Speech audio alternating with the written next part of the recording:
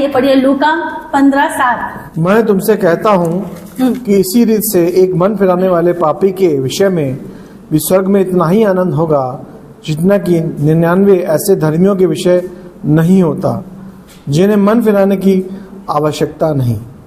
देखो, जो ऑलरेडी मन फिरा चुका है, उद्धार पा चुका है, उसके लिए उतना आनंद नहीं होता है, बल्कि उसके लिए स्वर्ग में आनंद होता है जो अपना हृदय परिवर्तन करने के लिए रेडी रहता है। मन फिराना मतलब हृदय परिवर्तन करना, अपने मन को बदलना, अपनी सोच बदलना।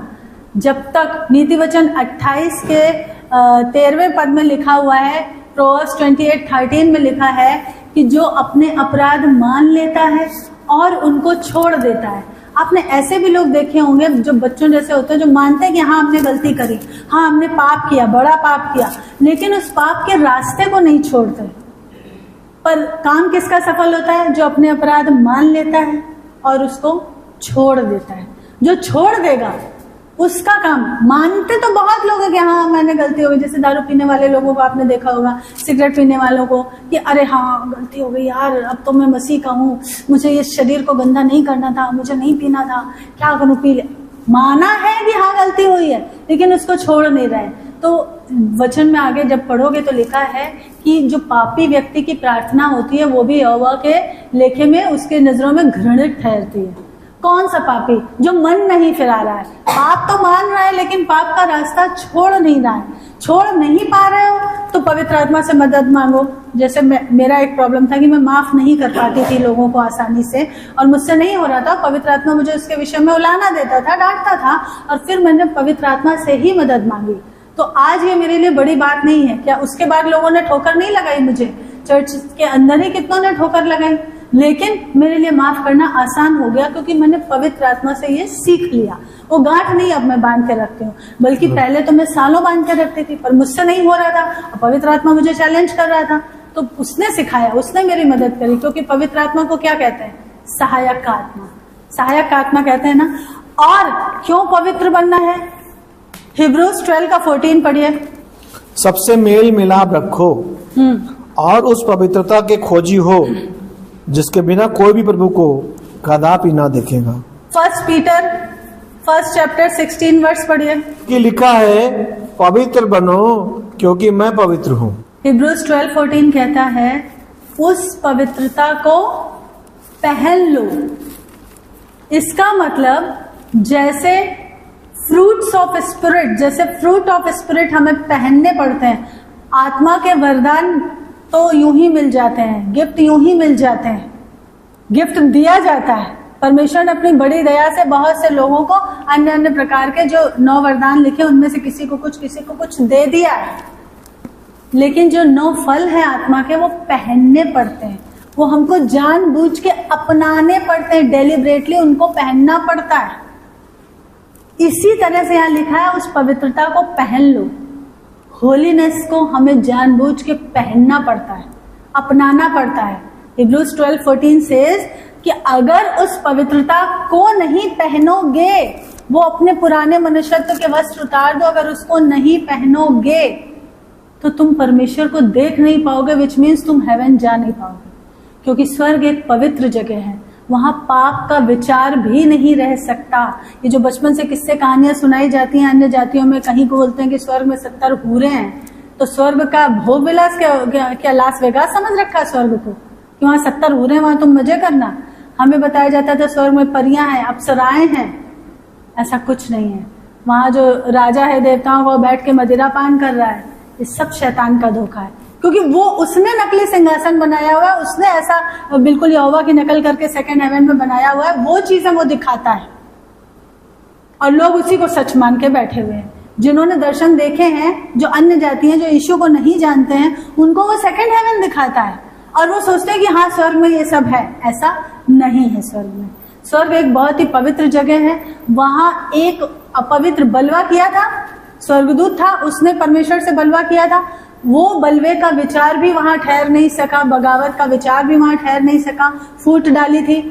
33% लोगों को फोड़ दिया था, वो विचार वहां ठहरा नहीं और उसको स्वर्ग से निकाल दिया गया। तो आप और हम बिना पवित्रता को पहने, बिना उसको धारण करना मतलब पहनना उस चीज को, बिना उसको पहने परमेश्वर के पास नहीं पहुंच पाएंगे। और शैतान की ये चाल है कि वो आपको पाप का गुलाम बना के रखना चाहता है। शरीर से अगर पाप कर नहीं पा रहे हो तो आंखों से ही देख लो, ताकि वो न्याय के दिन आप पे दोष लगा सके। आपको हेवन में, आपके प्राण को हेवन या हेल में क्या जाता है, बताया था पास्टर ने, स्पिरिट, बॉडी और सोल में क्या जाता है, प्राण, सोल, प्राण यानी कि सोल, प्राण जाता है। याद रखो ये चीजें, जो एक बार बेसिक टीचिंग जो दी जाती है उसको आप याद रखो। हेल या हेवन में हमारा प्राण जाएगा, ये सोल, ये जो हमारा व्यक्तित्व है ये जाएगा।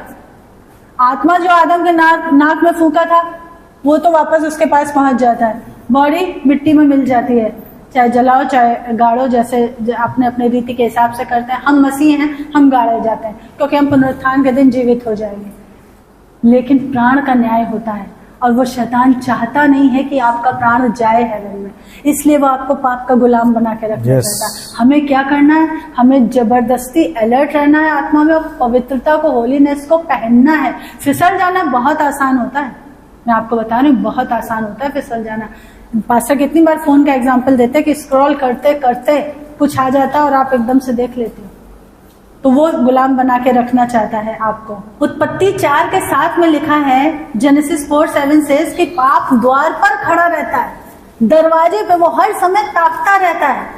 1 पीटर 5:8 वर्स 8 में लिखा है, पहला पत्रस उसके 5वें चैप्टर के 8वीं लाइन में लिखा है कि सचेत रहो, जागते रहो, क्योंकि तुम्हारा विरोधी शैतान हमेशा इस ताक में रहता है कि किसको फाड़ खाए। हमेशा इस ताक में रहता है। बहुत मेहनती है वो अंधकार का राज्य। हम आलसी हैं, हम प्रार्थना करने में आलसी हैं। हम 15 मिनट की प्रार्थना करके अपने आप को बहुत धर्मी समझते हैं। हम 2 चैप्टर बाइबल पढ़ के अपने आप को बहुत धर्मी समझते हैं। हम आलसी हैं। वो अंधकार का राज, हम प्रकाश की संतान, हम ज्योति की संतान है। हमारे अंदर उसने एक चीज घुसा दी, आलस और बहाने। कैसे पढ़ने, टाइम नहीं है, इतनी बाइबल पढ़ने का टाइम नहीं है, बाकी चीजों का टाइम है, सोने का खूब टाइम है, मजे करने का खूब टाइम है, बातें करने का। अरे मैं देखती हूँ लोग 1-1 घंटा फोन पे बातें करते रहते हैं। मैं तो मेरी मम्मी से भी इतनी बातें नहीं करती थी कभी। मेरे बेटे से भी बहुत लंबी बात अगर देवित से हुई किसी दिन तो वो 9 मिनट 40 सेकंड की, इतनी, बेटे से भी इतनी लंबी बात। बस वो भी हम लोग को लगता है, हम दोनों को, कि हमने बहुत, हम लोग की आदत नहीं, उसकी भी आदत नहीं, हमें लगता है हमने बहुत बातें कर ली। 9 मिनट बहुत हो गए। पता नहीं लोग 1 घंटे क्या बातें करते, टाइम वेस्ट करते हैं। बाइबल पढ़ने के लिए टाइम नहीं है, उसके लिए बहाने कि नहीं हमारी ड्यूटी, हम ये, हम वो। तो शैतान यही तो चाहता है, उलझा के रखना। सचेत रहो, तुम्हारा विरोधी, 1 पीटर 5:8 से, तुम्हारा विरोधी शैतान हर वक्त इस ताक में रहता है कि किसको फाड़ खाए। और कौन कौन से स्पिरिट हैं जो चर्च के लोगों के जीवन में काम करते हैं, जो छोड़ते नहीं है? यहूदा इस्करियोती का स्पिरिट, इजेबेल का स्पिरिट, और क्या कहते हैं, बाल का स्पिरिट। ये सारे हैं, जो ऐसे बहुत सारे हैं, वो उसकी डेप्थ में आज हम नहीं जाएंगे। कुछ मोटे मोटे जो हैं, सोचो यहूदा इस्करियोती यीशु के साथ रात दिन रहता था, एक थाली में खाता पीता था, रात दिन रहता था, और उसके अंदर का लालच नहीं निकला। सोचो, और यीशु को पता था, फिर भी यीशु आखिर तक उसको मौका दे रहे थे। पतरस बार बार इनकार करेगा, यीशु को पता था, फिर भी मौका दे रहे थे। तो अगर यीशु किसी पापी को मौका दे रहा है तो इसका मतलब ये नहीं कि वो उससे खुश है, वो उस पर तरस खा रहा है, उसको बचाना चाहता है। जब पापी से कहो कि भैया अपने रास्ते बदल लो, अलग अलग हो जाओ। कितनी बार चर्च में पुलपिट से, यहाँ से मैंने खुद बोला है, भाई भाई को वचन बताए, बहन बहन को वचन बताए। अगर तुमने किसी भाई को, बहन ने एक बार वचन बता भी दिया है, एक बार बताना काफी है, अब उसके लिए प्रार्थना करो, उसको चर्च का रास्ता दिखा दो, छोड़ दो। किसी भाई ने किसी बहन को एक बार बता भी दिया, एक बार तक की परमिशन है। बार बार जा जाके हम उसको मसीह में लाएंगे, ये मत करो। शैतान बीच में खेल खेलता, और खेल गया, खेल जाता है। एक बार एक भाई थे, उन्होंने फोन किया, ऑफिस जा रहे थे और उनको रास्ते में कोई मिली, उसको लिफ्ट दे दिया, और फिर पता चला, फिर उसकी किससे कहानी सुनी कि उसका अपने हस्बैंड से डिवोर्स का केस चल रहा है, ये है वे है। तो मैंने उसको यीशु के बारे में बता दिया है, तो मैं उसको यीशु के बारे में बताता हूँ। तो वो कहती है कि भैया आप मुझे बताते हो तो अच्छा लगता है, तो फिर मैं उसको रोज यीशु के बारे में। मैंने कहा सुनो, अच्छा हुआ कि तुमने मुझे बता दिया, बंद करो ये नाटक, घर में बीवी बैठी है तुम्हारी, भले ही उसका उद्धार नहीं है, बीमार है, बैठी है घर में, और उसका डिवोर्स का केस ऑलरेडी चल रहा है। उसको तो एक फ्री ड्राइवर मिल गया है, तुमको नहीं पता उस जेजेबेल के अंदर क्या चल रहा है, उस जेजेबेल के अंदर क्या चल रहा है। ऐसे ही फंसाता, तुम्हें लगता तुम प्रभु का काम कर रहे हो और वहीं पे शैतान दांव खेल दे। मैंने बंद करो तो बोले तुम इससे क्लियर कह दो कि अपने चली जाए। मैंने कहा हाँ क्लियर कह दो कि चली जाया करो, बंद करो ये नाटक। तो बहुत कस के डांटा, वो डांट खा के थोड़ी देर बच्चों की तरह बुरा मान जाता, फिर ठीक हो जाता है। लेकिन जरूरी था, अरे अपनी गृहस्थी बचाओ भाई। तुम्हारी पत्नी के उद्धार की हम लोग रात दिन प्रेयर कर रहे, तुम वहां लिफ्ट दे रहे हो, वचन बता रहे। ऐसे ही तो शैतान खेल खेलता है, ऐसे मत बताओ वचन भैया, किसी को भी मत बताना, कभी भी मत बताना। और कितनी ऐसी टेस्टिमनीज हमने सुनी है जो खैर दोनों ही कवारे थे कि एक साथ क्लास में पढ़ते थे, उसने उसको वचन बताया, फिर बाद में उनकी शादी हो गई। चलो ठीक है, वहां तो प्योरिटी से शादी हो गई, पर यहाँ तुम क्या कर रहे हो? ये शैतान का चला हुआ है जेजेबेल स्पिरिट। थोड़ा सा जेजेबेल स्पिरिट के बारे में हम सीख लेंगे। अच्छा, एक वचन और इससे पहले देख लेते हैं। 2 तिमोथी 2 चैप्टर 22 वर्स। तिमुथियुस, नीनवे के लोगों ने योना का प्रचार सुन के मन फिराया था, हम पास्टर की बात मानते ही नहीं है। जवानी के विलासों से भाग। आमीन। बहुत जरूरी है कि हम इंस्ट्रक्शन सुने। पास्टर ने इसलिए माफ किया है क्योंकि वचन ने माफ करना सिखाया है। यीशु ने इसलिए माफ किया है क्योंकि वो चाहता नहीं कि आपका आत्मा नाश हो। अब उसके बाद भी आप बहाने बनाए जा रहे हो कि नहीं पास्टर जी वो एक ही गाड़ी रहती है तो हम कैसे फिर अलग अलग आए, फिर ये है फिर वो। अरे तो ऑटो से आ जाओ ना। अरे पास्टर बार बार समझा रहा, तुम सुन ही नहीं रहे हो। एक्लेशियस्ट के चैप्टर में लिखा है, सबोपदेशक में लिखा है कि जवानी में, उसके 9वें अध्याय में लिखा है कि जवानी में अपनी आंखों की अभिलाषा के अनुसार चलो, अपनी मर्जी करो, लेकिन याद रखो इसका हिसाब लिया जाएगा। कर लो, तुम मत सुनो परमेश्वर की। और उसी जगह 10वें चैप्टर में वही सबोपदेशक में लिखा है कि धन्य है वो जो जवानी में अपने सृजनहार को याद रखता है। पवित्र रहना कोई गिफ्ट नहीं है, पवित्र रहना चॉइस है, हमें करना पड़ता है। कल जीतू ब्रदर का मैसेज आया था और वो बता रहे थे, और मोहाली में आजकल जो कुछ चल रहा है आपको पता ही है। तो कह रहे थे कि उनके कलीसिया में 2022 की बात उनको याद है, वो मुझे याद दिला रहे थे कि पास्टर जी मैं हैरान हूँ, आपको इतनी ज्यादा आत्माओं की परख कैसे है। आपने ये बातें 2022 में कह दी थी कि उसके अंदर वरदान काम कर रहे हैं उस मिनिस्ट्री में, लेकिन वहां परमेश्वर नहीं है। परमेश्वर गिफ्ट देके छीनता नहीं है। किसी समय तुम परमेश्वर के साथ अच्छे से चले थे शुद्ध मन से, उसने तुम्हें दान दे दिए, तुम्हारी आखिरी सांस तक वो वरदान तुम्हारे द्वारा काम करता रहेगा। और वो जीतू ब्रदर कल बोल रहे थे कि 2022 में हम आपके घर बैठे हुए थे और तब बात कर रहे थे, और तब आपने बोला था कि नहीं वहां परमेश्वर का आत्मा हट चुका है, वहां परमेश्वर का काम नहीं होता, कोई और ही काम हो रहा है। तो बोले मैं हैरान हूं, आपको इतना कैसे नॉलेज है। मैंने कहा ब्रदर वचन सिर्फ यही है जो बुद्धि खोलता है। मैंने कहा वचन पढ़ती हूँ इसलिए नॉलेज है। तो बोले हाँ पास्टर जी ने भी ईवा के डेडिकेशन के टाइम बोला था कि जो बाइबल पढ़ेगा वो बुद्धिमान बनेगा। यही मैंने शुरुआत में कहा ना, जब तुम वचन पढ़ोगे तुमको खुद आत्माओं की परख आएगी। इजेबेल कैसे धोखा देती है, इजेबेल की कुछ मेन पॉइंट्स मैं आपको बताती हूँ। इजेबेल का स्पिरिट, अगर इजेबेल एक लेडी थी तो इसका मतलब ये नहीं है कि वो सिर्फ लेडीज में काम करता है, पुरुषों में भी। क्योंकि आत्मा का ये चीज समझ लो, आत्मा का कोई लिंग नहीं होता है, वो एक पानी की तरह होता है। जिस बर्तन में रख देते हो उसका शेप ले लेता है, जैसे पानी। ठीक उसी तरह आत्मा अगर पुरुष के अंदर डाल दिया तो वो पुरुष का आत्मा, अगर स्त्री के अंदर डाल दिया तो वो स्त्री की आत्मा बन जाता है उसका। इसीलिए कहते हैं पवित्र आत्मा के लिए कभी फीमेल टर्म यूज मत करना कि पवित्र आत्मा बता रही थी, पवित्र आत्मा कह रही थी। बहुत से लोग सालों से विश्वासी, उनको ये नहीं पता पवित्र आत्मा बोल रही थी मुझे, ऐसे बोलते हैं। नहीं, पवित्र आत्मा बोल रहा था, पवित्र आत्मा बता रहा था। हमारे परमेश्वर में कुछ भी फीमेल नहीं है, पिता पुत्र पवित्र, यहोवा का आत्मा है वो, यहोवा की आत्मा नहीं है, यहोवा का आत्मा है वो। तो इजेबेल स्पिरिट पुरुषों में भी हो सकता है। पुरुष भी ऐसे होते हैं जो बहुत डोमिनेटिंग होते हैं, बहुत बनावटी और दिखावटी होते हैं, उनमें भी हो सकता है। उसकी कैरेक्टरिस्टिक क्या है, इजेबेल स्पिरिट अपने पति के ऊपर अधिकार चलाती है। अगर आपने 1 किंग 2 किंग पढ़ा हो, आहाब और इजेबेल की स्टोरी पढ़ी हो तो आपको पता होगा। ठीक है, इजेबेल बात को घुमा फिरा कर बताती है। सीधा सवाल पूछो, जिनके अंदर ये दुष्ट आत्मा होता है, वो पुरुष भी हो सकते हैं, उनको अगर सीधा सवाल पूछो तो सीधे सवाल का सीधा जवाब कभी नहीं देंगे, वो दाएं बाएं बोलेंगे, वो टू द पॉइंट जो पूछा जा रहा वो नहीं बताएंगे, बात को घुमा फिरा के बताती है। इजेबेल प्रभु के लोगों पर झूठे आरोप और दोष लगाती है। ये स्पिरिट की बात हो रही है, ये आत्मा क्या क्या करता है, जिसके अंदर होता है उससे क्या क्या करवाता है। परमेश्वर के लोगों पर ही दोष लगाते हैं, अपने पास्टर पे, अपने सेवक पे। अगर पास्टर कह रहा है कि भाई अलग रहो, तो पास्टर कह रहा है कि बपतिस्मे में अपने पति को लेके आओ, तो इन्होंने कहा था हस्बैंड को लेके आओ, इसलिए मेरा बपतिस्मा टल गया।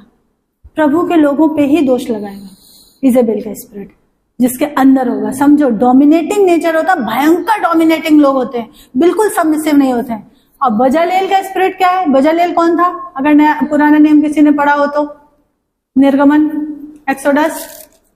मैं कितनी बार प्रेयर करती हूँ कि प्रभु बजालेल के स्पिरिट वाले लोग भेजो चर्च में, सबमिसिव स्पिरिट वाले टैलेंटेड लोग भेजो चर्च में, जो मीडिया टीम को संभाले, जो वर्शिप को संभाले, जो वॉलंटियर करे। प्रार्थना सुनते नहीं हो ध्यान से? सुनते हो तो कौन था बजालेल? अभी तक नहीं पता। बजालेल वो व्यक्ति था जिसको चुन के यहोवा ने बुद्धि का दान दिया था और मूसा ने उसको अपॉइंट किया था तंबू बनाने के लिए।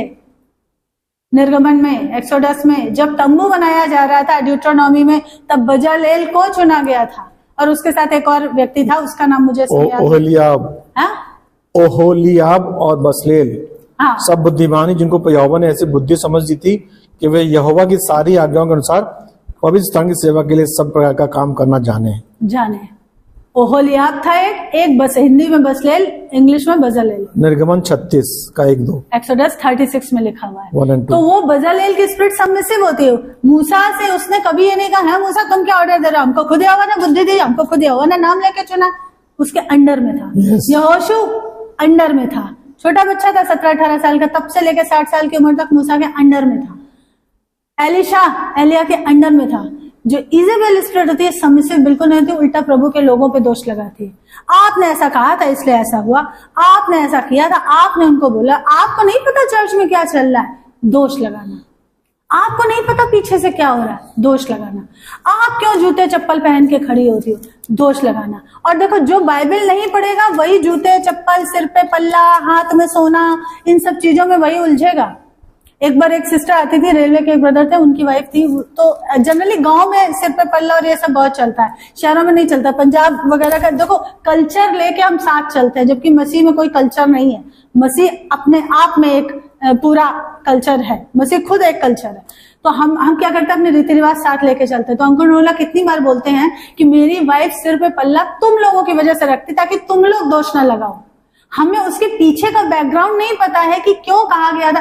एक वचन बाइबल का पकड़ लेते हैं, इससे सिर पर पल्ला रखे, नहीं तो बाल कटा लो। अब उसी के पीछे लेके स्त्रियों को कलीसिया में बातें नहीं करना, अब उसी को, अरे उसके पीछे का बैकग्राउंड तो जानो। गांव देहातों में वो कल्चर चल रहा है, तो ठीक है, जब वहां जाओ रख लो, कोई दिक्कत नहीं। ऐसे एडमेंट भी मत बनोगे, नहीं हम नहीं रखते अपनी चर्च में, हम यहाँ भी नहीं रखेंगे। नहीं, हम्बल बनो, नम्र बनो। तुम यीशु को रिप्रेजेंट कर रहे हो, वहां रखा जाता है। जब वहां जाओ पूछ लो कि पास्टर जी आपके यहाँ रखते हैं क्या? ठीक है, मैं रख लेती हूँ। रख लो, कोई दिक्कत नहीं है। कि अगर आपने सोना पहना, मुझे लोगों ने बताई ये बात कि मेरे हाथ में सोने का कड़ा था, वो चर्च में गए थे, वो पास्टर ने मुझे कम्युनियन खाने को नहीं दिया।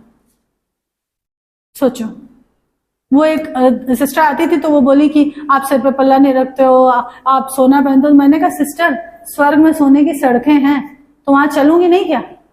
जब मैं जाऊंगी, मेरा तो वहां महल बन चुका है। मैंने कहा मुझे विश्वास है कि वहां मेरे लिए, वहां पे नेम प्लेट स्मृति तिवारी नाम की लग चुकी, मेरा महल बन चुका है। तो मैं तो वहां की बाशिंदी हूँ, मैं तो परमानेंट वहां की मेंबर हूँ, मैं तो वहीं जाके रहने वाली हूँ। तो वहां तो सोने की सड़कें हैं, मड़ियों के फाटक हैं, तब क्या करूं? तो वो इन चीजों में वही उलझते हैं जो वचन नहीं पढ़ते हैं।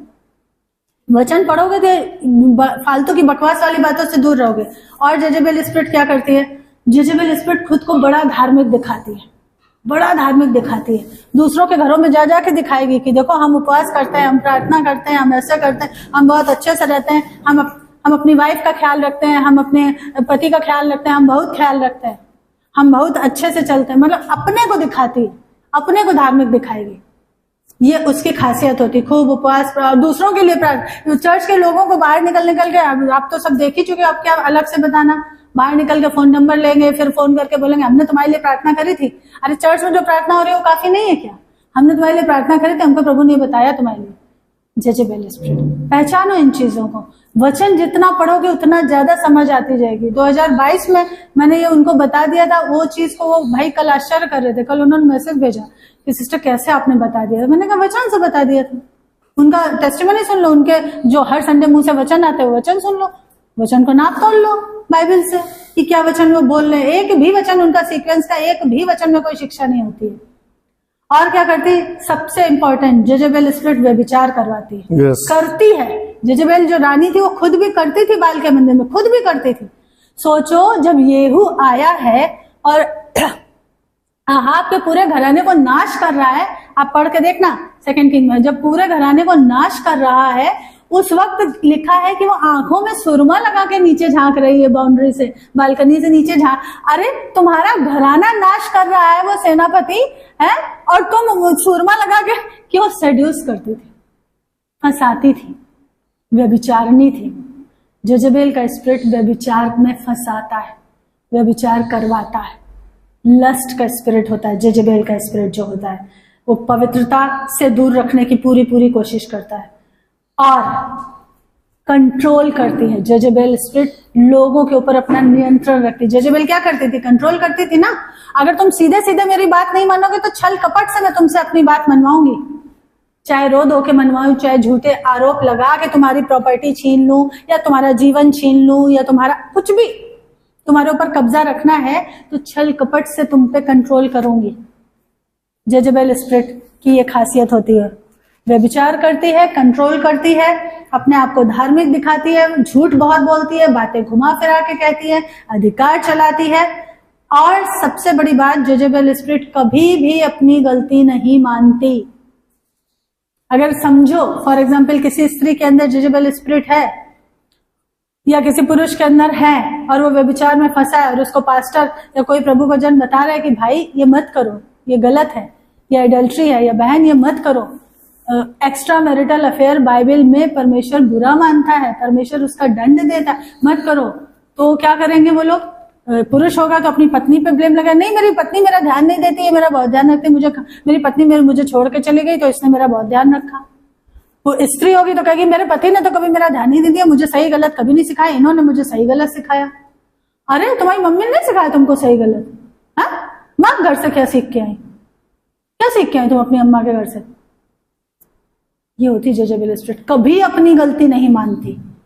दूसरा, जेजेबेल स्पिरिट परमेश्वर के वचन के और पास्टर के प्रति ओबीडियंट नहीं होती है, अधिकार का विरोध करती है। कभी भी देखो चर्च के जिन लेडीज में ज्यादा होती है, जेंट्स में भी होती है, ऐसा नहीं है कि जेंट्स में होती नहीं है। 60% लेडीज में, 40% जेंट्स में भी होती है।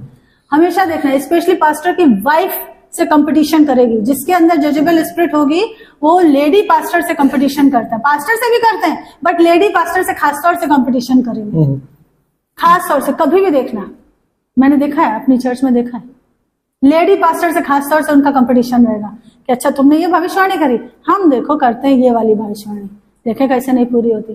देखना, कभी भी देखना, जिनके अंदर और जेंट्स के अंदर होगा वो भी करेगा, वो पास्टर से आके करेगा या लेडी पास्टर से करेगा, कंपटीशन करते हैं। जबकि हमें तुलना करनी नहीं, क्योंकि परमेश्वर के पास हस्बैंड की अलग सेवकाई है, वाइफ की अलग सेवकाई है। एक ही घर में उसने दो लोगों को दो काम दिए कि तुम दोनों मिलकर मेरे राज्य को बढ़ाओ। पति को एक काम दिया है राज्य बढ़ाने के लिए, पत्नी को एक काम दिया है, दोनों की अलग अलग सेवकाई। अगर हस्बैंड वाइफ ही आपस में कंपटीशन करेंगे तो कैसे चलेगा?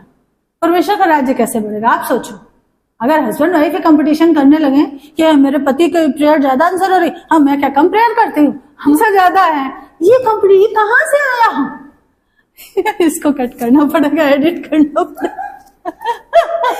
ये कहाँ से आया?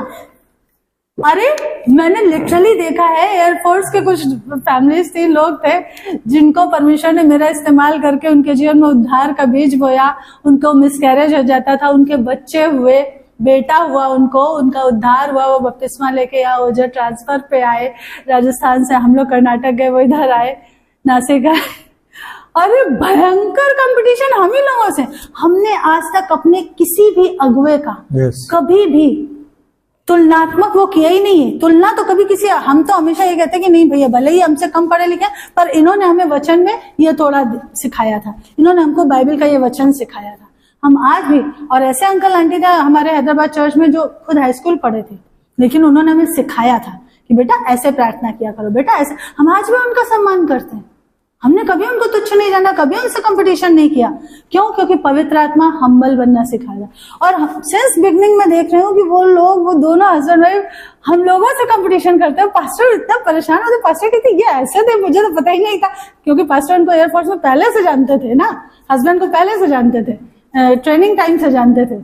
पास्टर कहते ये ऐसे थे, ये तो मुझे पता ही नहीं था। अरे कोई कंपटीशन है नहीं, तुम अलग, तुम और दूसरी चर्च में जा रहे, हमने कभी उनको बुलाया भी नहीं कि तुम हमारी चर्च आओ। Competition, competition since beginning, competition कौन डालता है? Jezebel spirit. जेजेबेल स्पिरिट जरूरी नहीं कि सबसे विचार ही कराए, अलग अलग पॉइंट बता रही हूं, हर किसी से अलग अलग। वो दोनों से कंपटीशन, दोनों हस्बैंड वाइफ कंपटीशन करते हैं, कंपैरिजन, कंपैरिजन डालता है जेजेबेल स्पिरिट, शैतान। क्योंकि ये सब क्या है? ये शैतान के ही छोटे भैया नेता है, अधिकार का विरोध करती है।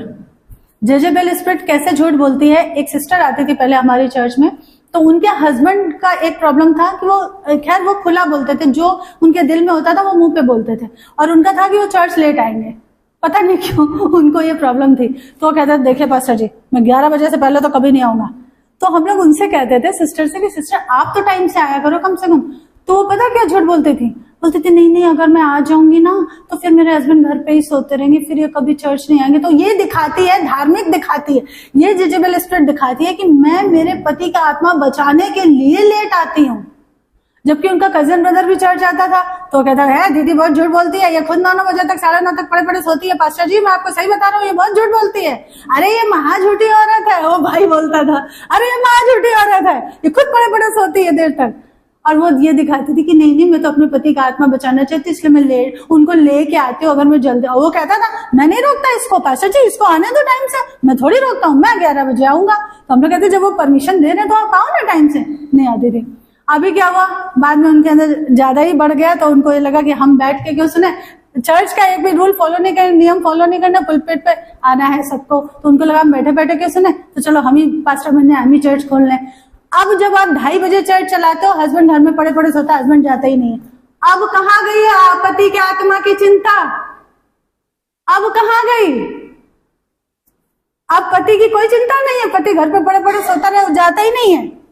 क्योंकि हस्बैंड को वाइफ की, वाइफ को हस्बैंड की असलियत पता होती है। पास्टर से जब मिलता है तो बोलता है पास्टर जी आप मेरे लिए प्रेयर नहीं करते अब? तो पास्टर ने एक बार कह दिया कि अरे अब तुम्हारे घर में ही पास्टर है। बोला अरे कॉपी पेस्ट है क्या पास्टर?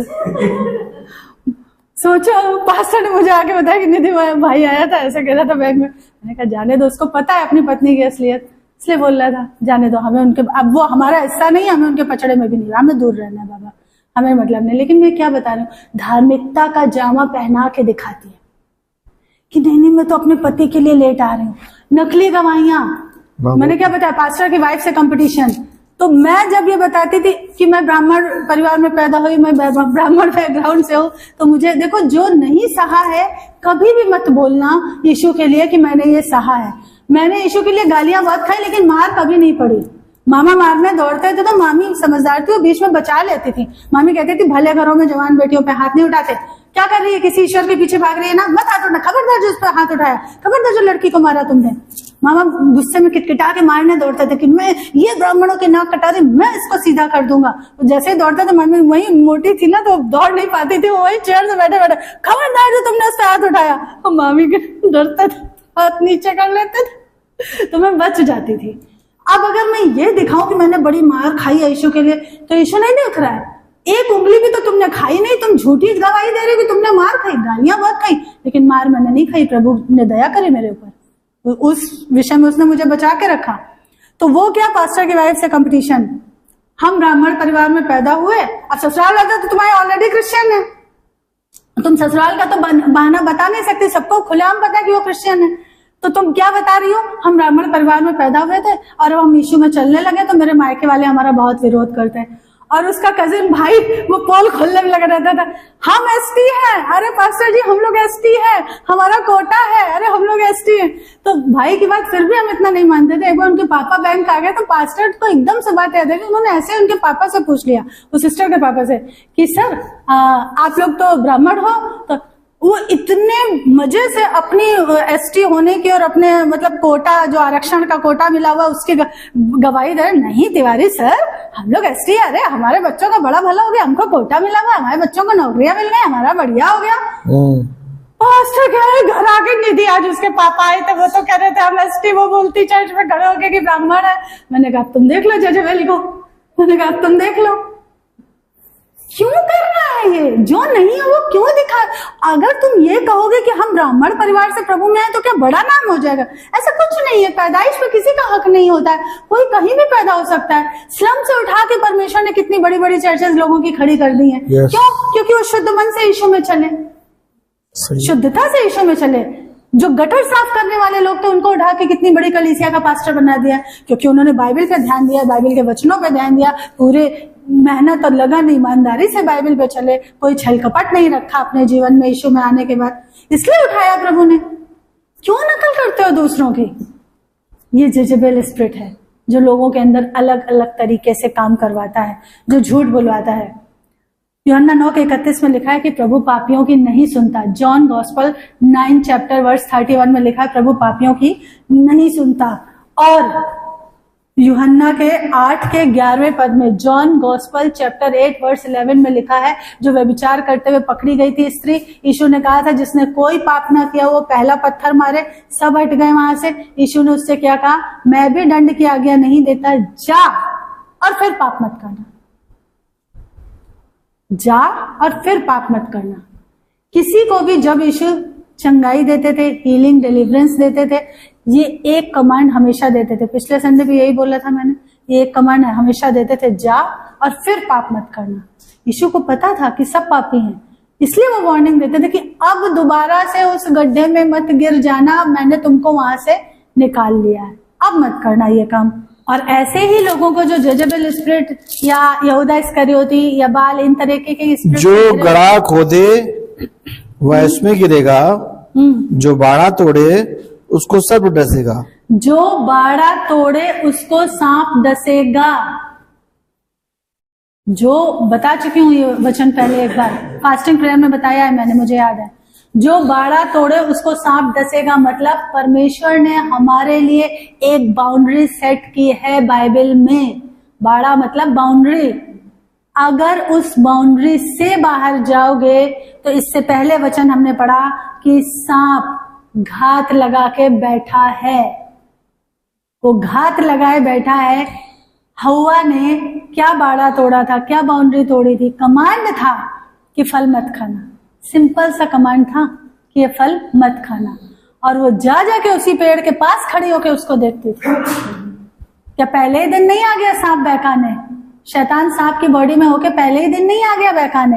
वो पहले देखो, शैतान तुम्हारे मन की बात नहीं जानता है, वो तुम्हारे शब्दों को पकड़ता है। इसीलिए कहते हैं बहुत बुद्धिमान बनो, मुंह से क्या निकाल रहे हो, गुस्से में भी निगेटिव मत निकालो, हताशा निराशा दुख में भी निगेटिव मत निकालो, बहुत सोच समझ के शब्द बोलो। वो तुम्हारे शब्द पकड़ता है, प्लस वो तुम्हारे एक्शन देखता है। हवा जा जाके उस पेड़ के पास खड़ी होके उसके फल को देखती थी। ऐसा वो प्रतिदिन करती रही होगी और शैतान उसको देख रहा था। और सांप, जितने जीव जंतु थे उसमें सांप सबसे धूर्त था। पहले सांप रेंग के जमीन पे नहीं चलता था, पहले सांप जैसे बाकी जानवर चलते हैं चार पैर पे वैसे चलता रहा होगा या सीधा चलता रहा होगा, गॉड नोस। क्योंकि जब जेनेसिस 3rd चैप्टर में शाप दिया है तब परमेश्वर ने उसको कहा अब से तुम भूमि पे रेंग के चलेगा और मिट्टी चाटेगा। तब से वो रेंग के चलने लगा, क्योंकि उसने अपनी बॉडी दी, अलाउ किया। जो स्वर्गदूत हैं, जो दुष्ट आत्माएं हैं, वो क्या है? स्पिरिट बीइंग है। वो किसी न किसी की बॉडी मांगते हैं अपने कामों को करने के लिए, और सांप ने अपनी बॉडी शैतान को दी, अलाउ करी। उसी तरह से हमारे इंसानों के अंदर अगर हम देखते हैं दुष्ट आत्मा घुसा है किसी के अंदर, तो क्यों घुसा है? क्योंकि हमने, आपने या किसी बंदे ने अलाउ किया। दुष्ट आत्मा कभी आपकी परमिशन नहीं लेगा आपके अंदर घुसने से पहले। आपके मन के लालच को, आपकी चीजों को, आपके कहना ना मानने को वो पकड़ेगा, आपके एक्शन को वो पकड़ेगा और घुस जाएगा, आपके शब्दों को पकड़ेगा और घुस जाएगा। बहुत से लोग मैंने देखा मसीह में कुछ ज्यादा ही दिखावा करते हैं, तो किसी का अगर डीमन निकालने जाता है तो उससे बोलते हैं आओ मेरे अंदर आके दिखाओ मेरे अंदर। मत बोलो भैया, ये सब करने के लिए प्रभु ने नहीं कहा है तुमको सिर्फ इतना कहा है कि यीशु के नाम से घमंड दो, जाओ निकलो। अगर इतने स्ट्रांग नहीं हो तो मत पड़ना इस पचड़े में। जब तक अंदर से नहीं लगता कि मैं इतना स्ट्रांग हूं तब तक वो बोलते ना बर्र के छत्ते में, मधुमक्खी के छत्ते में हाथ मत डालना, खामखा में हाथ मत डालना, अपने आप को साबित मत करने लगना। तो हमें बहुत बुद्धिमान बनना है, इस तरह की चीजें नहीं करनी। कुछ एक बार पास्टर बताया था कि पहले मैं नया था, बहुत जोश में था, मुझे इतना पता नहीं था, तो मैंने शैतान को चैलेंज करता रहता था कहीं भी देखे मेरा क्या बिगाड़ लगा शैतान बोले। उसके बाद ऐसा आत्मिक युद्ध शुरू हुआ कि मैंने फिर यीशु के ही पैर पकड़ लिए, मैंने कहा प्रभु गलती माफ करो। मैं उस समय इतना तगड़ा था ही नहीं कि मैं इस तरह की बकवास कर रहा था। तो कभी कभी हम मसीह में होते हुए भी ज्यादा जोश में भर जाते तो निर्बुद्धिपना हो जाता है। तो ऐसा हमें नहीं करना। Be wise in Christ. ये है जो दुष्ट आत्माएं करती हैं, जेजेबेल की होती हैं, यहूदा इस्करियोती की होती है। यहूदा इस्करियोती की स्पिरिट क्या करती है? वफादार नहीं रहती चर्च के प्रति, पास्टर के प्रति। सामने से बहुत मीठा बोलेंगे। यहूदा इस्करियोती का आत्मा क्या करता है? सामने से जिन लोगों में होता है बहुत मीठा बोलेंगे और पास्टर जी पास्टर जी पास्टर जी करेंगे, लगेगा कि बहुत। यहूदा इस्करियोती यीशु को कितना मीठा बोलता था। यीशु से क्या मतलब, जब यीशु के ऊपर मरियम मगदलीनी इत्र उड़ेल रही है तो गुस्सा हो रहा है कि अरे इसको, हमारी तो अलग से मिनिस्ट्री चलती है ना चैरिटी की, तो कंगालों को हम दान दे देते। यीशु के सेवकाई में बड़े बड़े करोड़पति लोग हिस्सा बांटते थे, अपना दान देते थे। निकोदेमुस कितना बड़ा आदमी था, आराधनालय का बड़ा आदमी था, सरदार था। कितने भंडारी थे जो क्या बोलते हैं, व्हाट इज इट भंडारी in English pastor ji? Treasurer थे जो आराधनालय का लेखा जोखा रखते थे। उनकी वाइफ उनकी मिनिस्ट्री में सहायक थी, उनके साथ साथ रहती थी। कितने कितने लोग थे जो यीशु की मिनिस्ट्री में सपोर्ट करते थे। अभी हमारी मिनिस्ट्री में सपोर्ट, हमको जो भी खर्चा करना पड़ता है हमें खुद से करना पड़ता है। अपना खर्चा करने के लिए, जीविका चलाने के लिए हम कमाते हैं, कभी आप पे बाहर नहीं डालते। और चर्च में जो चीजें अभी ये पर्दे ये सब जो आए, तो इसमें कितना खर्चा हुआ? कम से कम 12-15 हजार का खर्चा हुआ। हमने किसी के आगे हाथ फैलाया क्या? नहीं फैलाए, क्योंकि हम यीशु से मांगते। तो आप भी यीशु से मांगो। भाई ने दिया, अच्छा है ना? तो आप यीशु से मांगो। पर यीशु के टाइम में इतने लोग जुड़े हुए थे और यहूदा इस्करियोती को इसीलिए लालच आ गया था। उसको ये थैली सौंपी गई थी, उसको लेखा जोखा सौंपा गया था और उसने क्या किया? उसमें से पैसे धीरे धीरे चुराता था। तो उसने इसलिए नहीं कहा कि अरे ये इतना महंगा इत्र क्यों बर्बाद किया। उसने इसलिए कहा कि जब वो बेचा जाता, वो ऐसे ही लाके हाथ में दे दो, जब वो बेचा जाएगा उसके पैसे जो आएंगे तो लेखा जोखा तो मेरी जिम्मे मैं ही रखूंगा ना, तो मैं उसमें से थोड़ा मार लूंगा।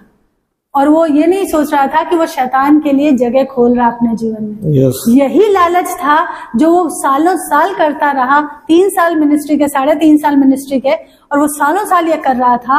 और इसकी वजह से शैतान को घुसने का मौका मिला। तुम्हारा ही कोई ना कोई गलत काम, गलत एक्शन शैतान को मौका देगा। इसलिए 1 पीटर 5 चैप्टर वर्स 8 कहता है सचेत रहो और जागते रहो, अलर्ट रहो कि कहीं कोई गलती अगर हुई है, यीशु से तुरंत माफी मांग लो, वो रास्ता ब्लॉक हो जाएगा, फिर शैतान एंट्री नहीं ले पाएगा। अगर तुमने माफी मांग ली तो शैतान को दोष लगाने का मौका ही नहीं मिलेगा, है ना? फिर तो वो रास्ता ही ब्लॉक हो जाएगा ना। मरियम मगदलीनी ने, जब उसके अंदर से दुष्ट आत्माएं निकली हैं, वो व्यभिचार करके जीविका कमाती थी। जब यीशु के पास आई, यीशु ने उसके अंदर से व्यभिचार करने वाली दुष्ट आत्मा निकाली, उसके साथ 7 और दुष्ट आत्माएं निकली। उसके बाद उसने कभी पाप नहीं किया, वो सीधा यीशु के पीछे पीछे चली। वो सामरी स्त्री जिसके बारे में लास्ट संडे बताया था, उसको जब यीशु मिल गया, जब उसने पूरे गांव को जाके सुसमाचार बता दिया, उसके बाद वो कभी पलट के उस पाप के रास्ते पे नहीं गई।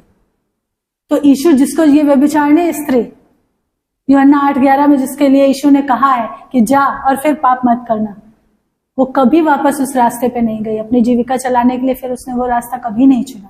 बाइबल में ये चीजें दर्ज हैं कि जिसको जिसको यीशु ने वार्निंग दी, उसने वो रास्ता छोड़ दिया और उसका आत्मा, उसका प्राण, उसका जीवन बच गया। इस धरती पे भी फिर वो आशीषित हो गया। हमको लगता है कि अगर हम ये ना करें तो हमारे पास कोई काम नहीं, तो हम क्या कर पाएंगे? गलेशियन चैप्टर 6 वर्स 7 और 8 पढ़िए। जब तक पाप से घृणा नहीं करोगे, यीशु के पास आने का कोई फायदा नहीं। धोखा ना खाओ, परमेश्वर ठट्टों में नहीं उड़ाया जाता, क्योंकि मनुष्य जो कुछ बोता है वही काटेगा। क्योंकि जो शरीर के लिए बोता है वह शरीर के द्वारा विनाश की कटनी काटेगा, जो आत्मा के लिए बोता है वो आत्मा के द्वारा आनंद जीवन की कटनी काटेगा। आमीन। परमेश्वर ठट्ठों में नहीं उड़ाया जाता। अरे हम ये कर लेते हैं, कोई बात नहीं, चलता है, अरे ऐसा चलता है, अरे वैसा चलता है। ठट्ठों में उड़ाना क्या है कि परमेश्वर को बहुत हल्का जानना। जबकि इब्रानियों में लिखा है 12 चैप्टर में कि हमारा परमेश्वर भस्म करने वाली आग है, हमारा परमेश्वर भस्म करने वाली आग है। इतना पवित्र परमेश्वर है। अभी पढ़ा इब्रानियों 12:14 कि उस पवित्रता को पहन लो जिसके बिना कोई प्रभु को कभी देखेगा नहीं, उसके सामने खड़े नहीं हो पाओगे तुम। तो सोचो, उससे अनुग्रह मांगो, खुद से नहीं होता है। गलती अगर हो भी जाती है तुरंत माफी मांगो, वो माफी तुम्हारे पाप को मिटाएगी। आमीन। बहुत से लोग ऐसे होते हैं चर्चेस के अंदर जो सालों से मसीह में हैं और फिर भी वो बीमार रहते हैं, क्योंकि अपने उन पापों के लिए जो वो दिन प्रतिदिन करते रहते हैं उन्होंने माफी नहीं मांगी है। वो पाप जिनके लिए, जिनको एक्नॉलेज करके उनके लिए माफी नहीं मांगी गई, वो पाप भी आपके रास्ते की बाधा बनते हैं। और परमेश्वर का कहना न मानना वही सबसे बड़ा पाप।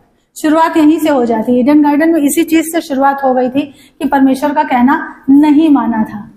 तो क्या है शैतान की मर्जी कि वो हमको पाप का गुलाम बना के रखे, आज्ञाहीनता में रखे, मतलब अनाज्ञाकारिता में रखे, कहना ना मानने के पाप में जकड़ के रखे, वो हमको झूठ में जकड़ के रखे। हिपोक्रेसी जो नकली दिखावा, नकली धार्मिकता, जैसे बताया वो लेडी का, बोलती ब्राह्मण बैकग्राउंड से है और फिर बोलती कि पति के लिए लेट आते हैं। ये सब जो दिखावे हैं, जो हिपोक्रेसी है, ये परमेश्वर को सख्त नापसंद है। परमेश्वर को दिखावा पसंद नहीं है। यहोवा को हिपोक्राइट लोग पसंद नहीं है। वो हिपोक्रेसी से, दिखावे से नफरत करता है।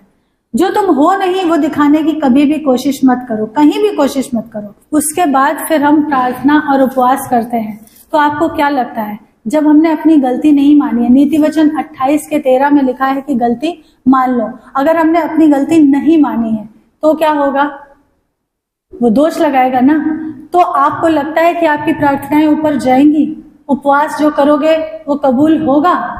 दानियल इतना बड़ा धर्मी व्यक्ति था और उसकी प्रार्थना का आंसर आने में 21 दिन लग गए, जबकि वो तो बहुत जांच परख के अपने आप को चलता था और कहीं मिलावट नहीं करता था। तो हमें और आपको कितना अलर्ट होना है। क्यों 21 दिन लगे? शैतान का, जो मैंने बताया ना, सेकंड हेवन में जो अंधकार का राज है, वो रोकता है। क्योंकि प्रकाशित वाक्य में लिखा है, जब प्रार्थना हम यहाँ करते हैं, स्वर्गदूत ले जाके यहोवा की वेदी के सामने सोने के कटोरों में उन प्रार्थनाओं को उड़ेल देते हैं और वहां से दूसरा स्वर्गदूत उस सिंहासन मर्सी सीट के सामने से चलता है उन प्रार्थनाओं का उत्तर हमारे जीवन में स्थापित करने के लिए, लाने के लिए। लेकिन बीच में उस स्वर्गदूत ने आके बताया कि दानियल, पहले ही दिन में आंसर लेके निकला था तुम्हारी प्रार्थना का, जब तुम्हारे मुंह से प्रार्थना निकली थी, लेकिन बीच में युद्ध होता रहा, 21 दिन का डिले हो गया। अगर हमारी प्रार्थनाओं में डिले हो रहा है तो परमेश्वर से, पवित्र आत्मा से पूछो कि प्रभु कहाँ गलती हो रही। क्या हमारे एफर्ट में, फॉर एग्जाम्पल, अगर कोई बच्चा किसी कॉम्पिटिटिव एग्जाम में बैठ रहा है या अपने कोर्स के एग्जाम में बैठ रहे हैं, वहां नहीं हो रहा है, तो क्या परमेश्वर, ये मर्जी आपकी नहीं थी, कुछ और मर्जी थी? या परमेश्वर, मैंने मेहनत कम की या एफर्ट कम लगाया, कहाँ गलती थी? वो गलतियां सुधारो। क्योंकि दोष लगाने वाला बड़ी जल्दी दोष लगाता है कि कैसे इसका आंसर आप दे रहे हो, इसने अभी देखो परसों के दिन ये किया था, इसने अभी उस दिन ये किया था, तुरंत दोष लगाता है। वो चाहता नहीं है कि आपका नाम जीवन की पुस्तक में लिखा जाए, या लिख गया है तो किसी तरह से वो मिटा दे। जीवन की पुस्तक से नाम मिट भी सकता है ना, पता है कि नहीं पता है? बुक ऑफ लाइफ में अगर नाम लिखा है बुक ऑफ लैम्ब में, तो वो मिट भी सकता है। अगर ऐसा ना होता तो मूसा ने क्यों कहा था? वो तो इतना इजरायलियों का फेवर ले रहा था कि कह रहा था, प्रभु अगर इनको नाश कर दोगे तो जीवन की पुस्तक से मेरा भी नाम मिटा दो। सोचो, ऐसे ही यीशु है मूसा से बढ़कर। मूसा, सोचो, अपना उद्धार खतरे में डाल रहा था उन इजरायलियों के लिए जो उल्टा मूसा पे दोष लगा रहे थे। ऐसे ही यीशु है जिसने अपने लहू की आखिरी बूंद तक दे दी हम मनुष्यों के लिए, जो उसको पूछते भी नहीं। और आ भी जाते हैं यीशु में तो 100 बेईमानियां करते हैं। आ भी जाते हैं तो अपनी बेईमानियां नहीं छोड़ते, पूरी तरह से शुद्ध नहीं होते हैं। जब पास्टर सिखाता है तो बुरा मान जाता है, अपने पाप को ढांपने की कोशिश करते हैं, बहुत अच्छे बहाने देते हैं कि नहीं ना, वो कोई करने वाला नहीं है तो वो कर रही है, नहीं तो गाड़ी नहीं है तो एक साथ आना पड़ता है, नहीं तो ऐसा का। अरे बहाने तो 100 देगा शैतान। नहीं, चर्च इसलिए लेट आना पड़ता, उसलिए लेट आना पड़ता, बहानों की लिस्ट पकड़ाता रहेगा संडे दर संडे। आपको ये फैसले लेने की सारे बहाने किनारे करते आप आगे बढ़ो। रेवलेशन 19 चैप्टर 9 वर्स पढ़िए जरा। हाँ। तब सरदूत ने मुझसे कहा, यह लिख कि वो धन्य वे हैं जो मेमने के विवाह के भोज में बुलाए गए हैं। धन्य है वे जो मेमने यानी यीशु मसीह परमेश्वर का मेमना, मेमने के विवाह के भोज में बुलाए गए हैं। निमंत्रण हम सबको मिल चुका है। निमंत्रण इस बाइबल के जरिए हम सबको मिल चुका है। यह हमारा लेटर है, इनविटेशन कार्ड है, यह हम सब तक पहुंच चुका है। वहां पहुंचेंगे कितने लोग दौड़ पूरी करके, इसके लिए अलर्ट रहो। रेवलेशन 20 चैप्टर उसका 12 वर्स पढ़िए, प्रकाशित वाक्य। फिर मैंने छोटे बड़े सब मरे हुए को सिंहासन के सामने खड़े हुए देखा और पुस्तकें खोली गई। फिर एक पुस्तक और खोली गई, अर्थात जीवन की पुस्तक, और जैसा उन पुस्तकों में लिखा हुआ था वैसा ही उनके कामों के अनुसार मरे हुए का न्याय किया गया। इसी का 15 वर्स पढ़िए। और किसी का नाम जीवन की पुस्तक में लिखा हुआ ना मिला वह आग की झील में डाला गया। जिसका नाम जीवन की पुस्तक में लिखा हुआ ना मिला वो आग की झील में डाला गया, और जिसका नाम लिखा हुआ मिला उसके नाम के आगे उसके काम भी लिखे थे कि इसने कितनों को सुसमाचार सुनाया जाके, इसने कितनी आत्माएं जीती, इसने कितने लोगों को यीशु के बारे में खुल के बताया, इसने कितनों का उद्धार करने में मददगार बना ये व्यक्ति। वो काम भी लिखे थे, उसके अनुसार अवार्ड मिलेगा। और जीवन की पुस्तक में जिनके नाम नहीं मिले, तो यही तो शैतान की कोशिश है कि हम बिल्कुल ऐसे बन के रहें जैसे कि वो कहानी सुनिए, एक ईगल का बच्चा था, उसका अंडा गलती से मुर्गी के बाड़े में गिर गया, मुर्गी ने उसको पाल पोस के बड़ा किया। तो अब वो जब बड़ा हुआ उसने अपने मुर्गी भाइयों को देखा, बहनों को देखा, वो सब थोड़ा सा उड़ते थे, बैठते थे, बस छोटा छोटा से उड़ान, ऊंची ऊंची उड़ान नहीं उड़ पाते, छोटी छोटी फुदुक फुदुक वाली उड़ान उड़ते थे। तो वो बच्चे ने भी वही सीख लिया। शैतान भी हमको बस इतना ही सिखाना चाहता है, जबकि परमेश्वर ने हमको बाज बनाया है, ईगल बनाया है, ऊंची उड़ान उड़ने के लिए। ईगल को कभी देखना, अगर वो सांप को पकड़ता है चोंच में, आपने वो पिक्चर देखी होगी, वो सांप को पकड़ता है चोंच में और बियॉन्ड आसमान के पार ले जाता है जहां ऑक्सीजन की कमी हो जाती है, और अपने आप सांप दम तोड़ देता है। तो हमें भी ऐसा ही करना है, हमें सांप से भिड़ना नहीं है। मोर मत बनो, मोर सांप से भिड़ता है और मार के उसको खा जाता है, वो भी ठीक है, लेकिन परमेश्वर ने कहा शैतान से मत उलझो, मैंने तुमको ऊंची उड़ान उड़ने के लिए चुना है। अगर हमारे जीवन में, हम सालों से मसीह हैं, अगर हमारे जीवन में एक एक स्टेप करके बढ़ोतरी नहीं हो रही है, हमारी सोच नहीं बदल रही है, हमारा फाइनेंस नहीं बदल रहा है, हमारी हेल्थ नहीं बदल रही है, तो हमें चेक करने की जरूरत है अपने जीवन को। हम ऊंची उड़ान उड़ने के लिए चुने गए हैं। हाँ, एक ये भी चीज है कि थोड़ा अपॉइंटेड टाइम के लिए पेशेंस भी रखना है, बट हमें ग्रेजुअली बढ़ते जाना है। अंश दर अंश हम बढ़ रहे हैं कि नहीं बढ़ रहे हैं, इस चीज को हमें चेक करना है, क्योंकि शैतान चाहता है कि हम ऊंची उड़ान ना उड़ें, हम गुलामी की जंजीरों में जकड़े रहें। वो जो ईगल का बच्चा था, एक दिन उसने जब बाज को, ईगल को उड़ते हुए देखा आसमान में, तो उसको लगा कि अरे ये तो मेरे जैसा दिख रहा है, ये कैसे इतना ऊंचा उड़ रहा है। तो उसने पूछा अपनी मुर्गी माँ से, तो उसने कहा नहीं बेटा, वो ईगल है, वो अलग है, तुम उसके लिए नहीं बनो, तुम इतनी ऊंची उड़ान उड़ने के लिए नहीं बनो। ऐसे ही शैतान आसपास के लोगों से कहलवाएगा कि बस एक छोटा मोटा काम मिल जाए, एक छोटी सी नौकरी मिल जाए, ऑफिसर नहीं बनना है अपने को, अपना बस रोजी रोटी चलती रहे उतना बहुत है, बस थोड़ा मोटा काम मिल जाए। परमेश्वर कहता है मैंने तुम्हें द बेस्ट। दानियल गुलामी में गया था और राजा आए, राजा गए, वो देश का प्रधानमंत्री था। यूसुफ गुलामी में गया था और वो देश का प्रधानमंत्री था। गुलामी में गया था, जेल के अंदर बंद था, झूठे आरोपों में बंद था। यूसुफ के जीवन से हमें बहुत सीखने को मिलता है। वो जब पाप का न्योता आया उस जजेबेल के द्वारा, पोतीफर की वाइफ के द्वारा, जब पाप का न्योता आया, वो वहां खड़ा होकर नहीं रेजिस्ट कर रहा था। एक ब्रदर थे आंध्रा में, तो वो बहुत कॉमेडी करते थे इस पॉइंट में। वो कहते थे अक्का, जब यूसुफ को उसने डोरे डाले तो उसने कैसे मना किया? मैंने कहा ब्रदर वो वहां से भाग गया। बोले आजकल के लड़के होते तो ऐसे बोलते, नहीं अक्का नहीं, ये गलत है अक्का, नक्को अक्का नक्को। बोले वही खड़े रहते हैं और वही गिर जाते हैं। अक्का नक्को करो नक्को, बोले भागते नहीं। यूसुफ की ये खूबी तो भागा वहां से। भले ही झूठे इल्जाम में उसको फंसा दे, लेकिन वो तुरंत भागा। Flee from your evil desire, flee from your evil desire. गलत चीजों से तुरंत उस जगह खड़े मत रहो, वहां खड़े होके उसको रेजिस्ट मत करो। हम साथ साथ रहते हैं और हम अब पाप छोड़ने की कोशिश कर रहे हैं, कभी नहीं छूटेगा, गारंटी देती हूँ। 200% लिख लो, नहीं छूटेगा, क्योंकि शैतान बीच में फंदे डालेगा। भावना कैसे फंदे डालता? भावनाएं उबलती है ना, भावनाएं उमड़ के आती हैं, वो फंदे डालेगा। इसलिए कहा गया flee from your evil desire. Yusuf से सीखो, भाग गया। उसको तब भी ये पता था कि यहोवा मुझे देख रहा है। उसने क्या बोला है? उसने उस लेडी से बोला है कि मैं यहोवा के लेखे में पाप नहीं कर सकता, वो मुझे देख रहा है। भले वो सामने से नहीं दिख रहा, पर उसकी आंखें मुझ पे लगी हुई, वो मुझे देख रहा है। उसने नहीं कहा कि मेरे भाइयों ने मेरे साथ ऐसा किया वैसा किया, चलो इसकी वाइफ को खुश कर देते तो ये मेरे पद को बढ़ा देगी। शॉर्टकट उसने नहीं चाहा, उल्टा वो जेल चला गया, लेकिन उसको पता था कि यहोवा उसको देख रहा है।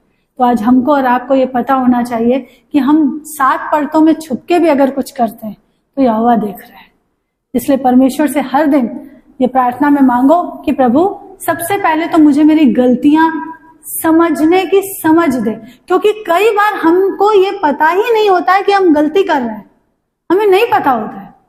बहुत छोटा सा बेसिक एग्जांपल मैंने कई बार शेयर किया है। जैसे मेरी मम्मी को मैं बोलती थी कि जेंटाइल रिश्तेदारों के उनके 30 त्योहारों पे खास तौर से उनको फोन कर रही, हम मना करते थे मत करो मम्मी, जब तुम ऐसा कर रहे हो उसके लिए टाइम निकाल लो, इट मीन्स तुम उस चीज को वैल्यू दे रहे हो, और वो वैल्यू देना तुम्हारे लिए फंदा है।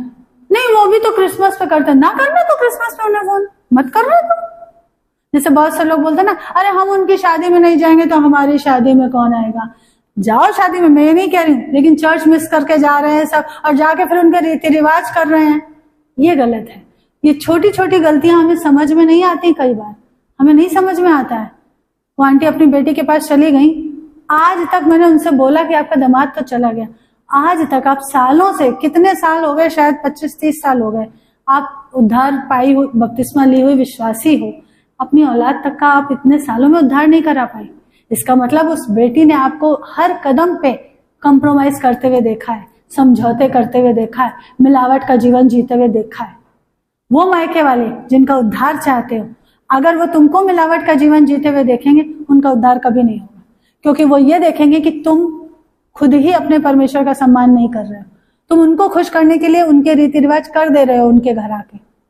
वो कभी उद्धार नहीं पाएंगे, क्योंकि वो सोचेंगे कि तुम्हारा यीशु भी हमारी मूर्तियों जैसा है, उनका कभी उद्धार नहीं होगा। ये छोटी छोटी गलतियां हैं जो हमें कभी समझ ही नहीं आती, और फिर हम सोचते हैं कि हमारे जीवन में गड़बड़ी क्यों हो रही है। तो परमेश्वर से कहो कि प्रभु हमारी बुद्धि खोल, अगर तो सफलता के रास्ते में मेरी मेहनत की कमी है तो मैं वो मेहनत करूं, अगर तो आपकी मर्जी कुछ और है तो मैं वो करूं, क्योंकि आपने हमें बाज बनाया है, ईगल बनाया है, ऊंची उड़ान उड़ने के लिए आपने हमको चुना है और बुलाया है, भरपूरी के जीवन के लिए बुलाया है, काम चलाओ जीवन जीने के लिए नहीं बुलाया है। हम हर दिन कहते हैं, हाँ आपके खिलाफ अगर लोग नेगेटिव बोल रहे हैं, स्पेल आउट की जा रही हैं कुछ चीजें जो आपको नहीं पता है, आप इनडायरेक्टली उन चीजों को प्रार्थनाओं में काटो। जैसे हमारी चर्च के लिए हम हमेशा प्रार्थना करते हैं, क्योंकि हमें पता है विरोधी बहुत से हैं, और हम उसके लिए प्रार्थना करते हैं जो स्पिरिट, जो स्पेल आउट वर्ड्स चर्च की ग्रोथ के अगेंस्ट में बोले जा रहे हैं, सेवकाई की ग्रोथ के अगेंस्ट में बोले जा रहे हैं, परमेश्वर उनको हम आपके लहू से, आपके होली स्पिरिट के फायर से जलाते हैं, क्योंकि ये कलीसिया आपने बनाई है, इसको बढ़ाने वाले आप हो, और ये यहाँ रुकेगी नहीं, ये बहुत बढ़ेगी, बहुत बढ़ेगी, बहुत बढ़ेगी। जब कुछ नहीं दिख रहा है तो भी विश्वास के वचन बोलते रहो, वो शब्द फॉर्म होके तुमको लोग यहाँ दिखेंगे। वो सारी कुर्सियों पे लोग बैठे होंगे, सीढ़ियों पे बैठे होंगे, कीबोर्ड बजाने वाला होगा, मीडिया टीम होगी, वॉलंटियर्स होंगे, सब होंगे। अपनी पर्सनल प्रेयर में भी चर्च के लिए प्रेयर किया करो, पास्टर के लिए प्रेयर किया करो, अपनी प्रार्थनाओं के साथ साथ प्रेयर किया करो, और अपने लिए भी ये जान लो कि तुम ऊंची उड़ान उड़ने के लिए चुने गए हो। शैतान की गुलामी से आजादी तभी मिलेगी जब इस वचन को जान लोगे। जितना ज्यादा बाइबल को जानोगे उतना ज्यादा उसके पैंतरे, उसकी चालाकियां समझ में आएंगी, और तब तुम उससे आजादी पाओगे। उनका काट कैसे करना है, प्रार्थना में मुंह के कैसे शब्द बोल के तोड़ना है, प्रार्थना करना भी हमें सीखना पड़ता है ना। कई बार एक साधारण सी रटी रटाई प्रार्थना, प्रभु आशीष दे दे, प्रभु शैतान की सारी चालों को तोड़ता हूँ, प्रभु हमको बढ़ा दे, प्रभु आशीष, ये रटी रटाई प्रार्थना है। हमें सीखना पड़ता है कि धार पैनी कैसे करनी है प्रार्थना में। ताकि हम शैतान की गुलामी से आजादी पाएं और वो ऊंचाई और बहुतायत का जीवन पाएं